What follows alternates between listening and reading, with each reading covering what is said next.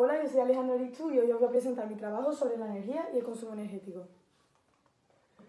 Vale, pues primero os empezaré hablando de qué es la energía y sus tipos, después del consumo energético en España, cómo interviene la energía en nuestra vida cotidiana, luego os daré unas pautas para saber cómo ser un consumidor de energía responsable, después os explicaré qué son las máquinas térmicas, sus tipos y su importancia en la sociedad de hoy en día.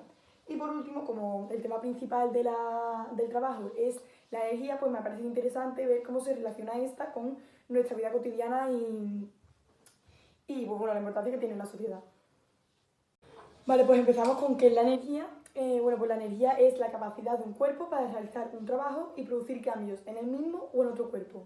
Es decir, la energía se define como la capacidad de hacer funcionar las cosas. En el sistema internacional, la energía se mide en julios en honor al físico inglés James Prescott Joule. La energía ha constituido una de las piezas claves para el desarrollo de la humanidad y el hombre desde el principio de su existencia ha tenido que utilizarla para sobrevivir y avanzar. Vale, pues continuamos con las propiedades de la energía. La primera es que la energía se transforma, no se crea, sino que se transforma, y es en este proceso de transformación energética en lo que se dan los distintos tipos de energía. Luego la segunda, que se conserva, no se crea ni se destruye, sino que se conserva, lo que quiere decir que al final del proceso de transformación energética tiene que haber la misma cantidad de energía que al principio, no puede haber ni más ni menos, se mantiene. Luego la tercera, se transfiere, es que la energía se transfiere de un cuerpo a otro en forma de calor, onda o trabajo. Y por último, que se degrada y solo una parte de la energía transformada es capaz de producir trabajo, mientras que la otra se pierde en forma de calor o ruido, que son vibraciones no deseadas. Vale, pues ahora aquí en el punto 2, en los tipos de energía, os voy a explicar los diferentes tipos de energía que hay según el efecto que causen en otros cuerpos o en ellos mismos. Por ejemplo, empezamos con la energía mecánica, que es un tipo de ellos, que es aquella que está relacionada tanto con la posición y altura del cuerpo como con su movimiento, por lo que involucra tanto a la energía potencial, que tiene que ver con la posición, como a la energía cinética, que tiene que ver con su movimiento. Aquí tenemos la fórmula de la energía mecánica, en la que esta es igual a la energía potencial más la energía cinética. Luego tenemos la energía cinética, que es una de las energías que está involucrada en la energía mecánica, que solo se manifiesta cuando hay movimiento y su fórmula es 1/2 por la masa del cuerpo por su velocidad al cuadrado. Y luego tenemos la energía potencial, que solo hace referencia a la posición o altura que ocupa la masa o el cuerpo, por así decirlo, en el espacio. Y su fórmula es su masa por la gravedad por la altura. Vale, ahora continuamos con la energía interna, que es la que está relacionada con la temperatura, por lo que cuanto más caliente esté un cuerpo, más energía interna tendrá. Ahora tenemos la energía eléctrica, que, mira, por ejemplo, cuando dos cuerpos, dos objetos tienen una diferencia de potencial y son conectados a través de un conductor eléctrico, se produce lo que llamamos energía eléctrica relacionada con la corriente eléctrica, que es el flujo o desplazamiento de electrones. Vale, pues la energía térmica se asocia con la cantidad de energía que pasa de un cuerpo caliente a otro más frío, manifestándose el calor. Y la energía electromagnética está atribuida a un campo electromagnético generado por el movimiento de partículas eléctricas y magnéticas. Estas son las consideradas ondas electromagnéticas que viajan por el espacio a la velocidad de la luz. Y luego tenemos el Sol, que es un claro ejemplo de energía electromagnética que se manifiesta como luz, radiación infrarrojas u ondas de radio. Vale, pues continuamos con la energía química, que es aquella que se produce en determinadas reacciones en las que se forman o se separan enlaces químicos. El gas natural, el carbón o el funcionamiento de las baterías son claros ejemplos de este tipo de energía. Y después tenemos la energía nuclear, que es la que se produce en la interacción de átomos entre sí. Puede ser mediante su rotura, mediante la rotura del núcleo de los átomos, que se denomina fisión, o mediante la unión de los núcleos de los átomos, que entonces se denomina fusión. Ambos son técnicas de producción de este tipo de energía nuclear. Vale, ahora dentro de este mismo apartado os voy a explicar la transferencia o manifestación de la energía. La energía pasa de un cuerpo a otro principalmente en tres formas: en formas de trabajo, en forma de ondas y en formas de calor. Empezamos con el trabajo. Cuando se realiza un trabajo se está aplicando una energía sobre un cuerpo que está cambiando de posición, que está en movimiento. Por ejemplo, nosotros cuando, por ejemplo, este hombre que está empujando un coche o nosotros cuando empujamos una caja, estamos realizando un trabajo para que el cuerpo o objeto varíe de posición. Luego tenemos las ondas, que son la propagación de perturbaciones de ciertas características como el campo eléctrico, el magnetismo o la presión. Y estas viajan a través del espacio transmitiendo la energía. Vale, por último tenemos el calor, que se manifiesta cuando se transmite energía de un cuerpo caliente a otro que está más frío. Y bueno, el calor puede transmitirse de tres maneras diferentes: la conducción, la radiación y la convección. Vale, para empezar, todos sabemos que cuando un objeto está muy caliente o está caliente simplemente, pues sus partículas vibran más rápido y están más separadas. Por lo que en la conducción, cuando se calienta el extremo de un objeto, sus partículas vibran chocando con las partículas vecinas, transmitiéndole parte de su energía.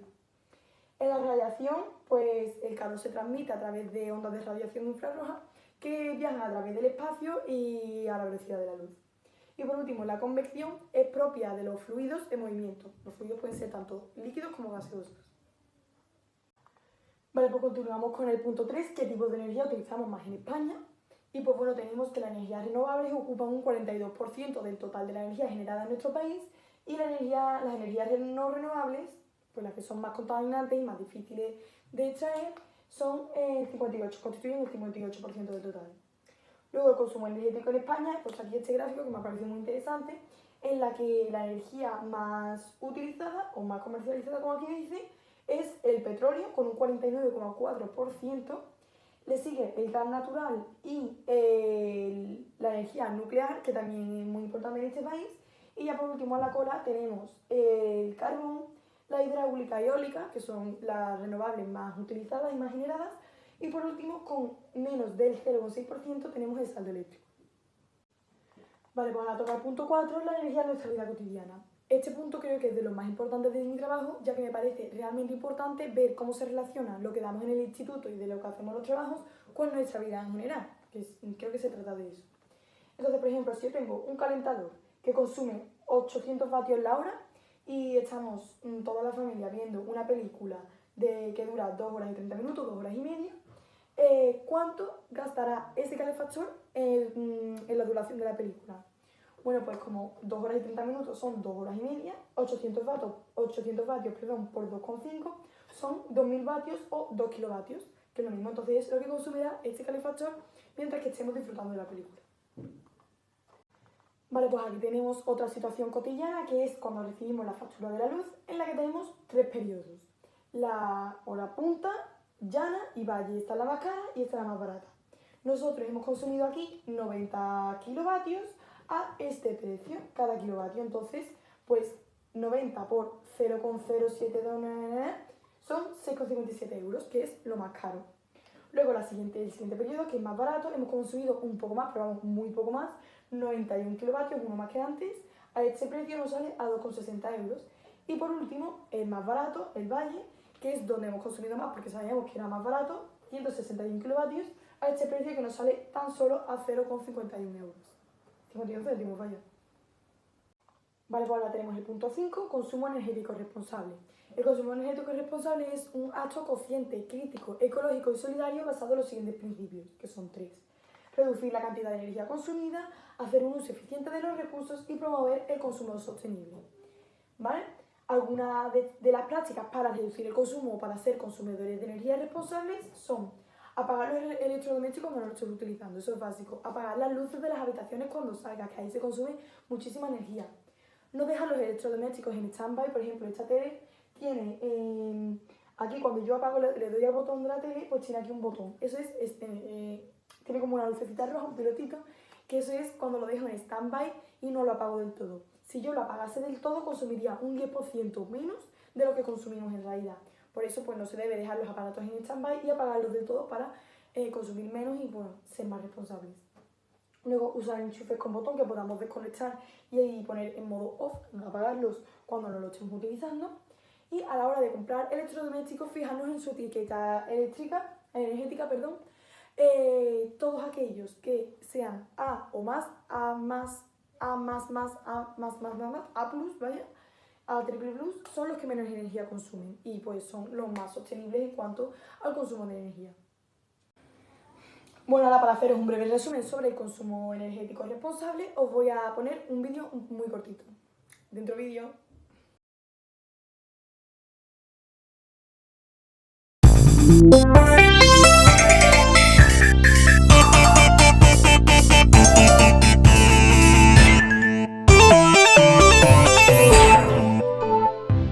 los días desempeñamos varias actividades que demandan gasto de energía y uso de recursos. ¿Pero has pensado de dónde viene y a dónde va todo lo que usamos a diario? ¿De dónde viene el agua con que me baño y la ropa con que me visto? ¿Cómo era mi desayuno antes de estar en la mesa? ¿Qué había antes que se construyera el edificio donde ahora vivo? ¿Qué tanto contamina el transporte que me lleva al trabajo? Cada uno de los bienes y servicios que utilizamos pasan por un largo proceso que tiene efecto en la economía, en la sociedad, en tu salud y en la calidad del ambiente. Debido a nuestro consumo excesivo, los ecosistemas de México se deterioran y muchas especies corren peligro de extinguirse. El deterioro y desaparición de los ecosistemas afecta a especies y a los ciclos naturales, impactando poblaciones humanas enteras. Además de producir de manera excesiva, los recursos se agotan rápidamente, dejándonos sin nada en un futuro cercano. Y también generamos desechos que provocan contaminación en zonas naturales, rurales y urbanas. Esto no quiere decir dejar de consumir, sino que debemos hacerlo de manera responsable y consciente. Existen productores que trabajan cuidando el ambiente y tú también puedes contribuir. Modera tu consumo y compra lo que se produce localmente. Entre más seamos los que demandemos productos con bajo impacto, más fácil cambiaremos las decisiones de los productores, teniendo un efecto positivo en nuestra manera de vivir y en el ambiente. Si quieres ser un consumidor responsable, conoce, reflexiona y conserva. Vale, pues continuamos con el punto 6. ¿Qué son las máquinas térmicas? Vale, pues una máquina térmica es un dispositivo que trabaja de forma cíclica y continuada para producir un trabajo mientras se le da y cede calor. Esto lo hace aprovechando la expansión de un gas que sufre transformaciones de presión, temperatura y volumen en el interior de dicha máquina, en este espacio que hay aquí. Vale, pues aquí los tipos de máquinas térmicas pueden clasificarse según dos criterios. El primero es según el sentido de transferencia de energía, que tenemos las máquinas térmicas motoras y las máquinas térmicas generadoras. En las primeras, la energía del fluido disminuye al atravesar la máquina y en las segundas, la energía del fluido aumenta al atravesar la máquina. Son opuestas. Y según el segundo criterio, el principio de funcionamiento, también tenemos dos tipos, las máquinas de desplazamiento positivo y las turbomáquinas. La primera, su funcionamiento está basado en principios hidrostáticos y mecánicos, de manera que el fluido está en un volumen limitado por los elementos de la máquina. Y a su vez se dividen en dos tipos según el movimiento del órgano propulsor, que pueden ser máquinas de desplazamiento positivo alternativas, cuyo movimiento es rectilíneo, o rotativos cuyo movimiento es circular. Y las turbomáquinas, su funcionamiento está basado en el intercambio de cantidad de movimiento entre el fluido y un rodete. En estas máquinas el flujo es continuo. Aquí tenemos un cuadro que nos explica todos los ejemplos según los criterios que he explicado. Por ejemplo, el primer criterio, que lo diferenciaba entre motoras y generadoras, y el segundo entre volumétricas, que son lo mismo de los desplazamientos positivos, es lo mismo, máquinas de desplazamiento positivo y máquinas volumétricas es lo mismo, que aquí tenemos las alternativas rotativas y las turbomáquinas, y aquí igual. El primer ejemplo, que son máquinas motoras de desplazamiento positivo alternativa, es la máquina de vapor, que tenemos aquí el ejemplo, la segunda el motor Wankel, aquí, luego la turbina, la tercera, el compresor de émbolo, la cuarta, el compresor rotativo, la quinta, porque ves, alternativa rotativa, pues compresor rotativo la quinta, y la alternativa pues es el de émbolo. Y por último la sexta, el turbocompresor, que lo tenemos aquí. Vale, pues el punto 8, la importancia de las máquinas térmicas y la sociedad. Vale, pues las máquinas térmicas han constituido uno de los logros más grandes, importantes y sorprendentes de la tecnología actual, ya que gracias a ellas hemos conseguido obtener energía mecánica abundante y barata para mover todo tipo de maquinaria industrial y de transporte para satisfacer nuestras necesidades de la vida actual. Y por último, la importancia de la energía en la sociedad. La energía es vital para la vida de las personas porque a lo mejor hace que no pasemos ni calor ni frío y por lo tanto también lo es para la economía, por su vitalidad, su esencialidad en la elaboración de productos. Si la energía encarece, encarece todo, ya que como las fábricas necesitan de la energía para producir sus objetos o lo que vayan a comercializar, pues si encarece la energía, encarece su producción y por lo tanto encarecerá su transporte, porque el transporte también necesita energía y fuentes de energía para funcionar, y por lo tanto el precio final del producto pues será muchísimo más elevado que si las energías estuvieran en su coste normal, en su precio normal. Por eso aquí digo que la conclusión final es que el precio de la energía incide directamente en la economía. Y por lo tanto, un país que tenga más fuentes de energía o energía más disponible, pues será más rico y pues esto puede llegar a desatar conflictos o guerras como la de Ucrania. Aquí tenemos la webografía, que es los sitios web de donde he sacado toda mi información. Y por último, muchísimas gracias.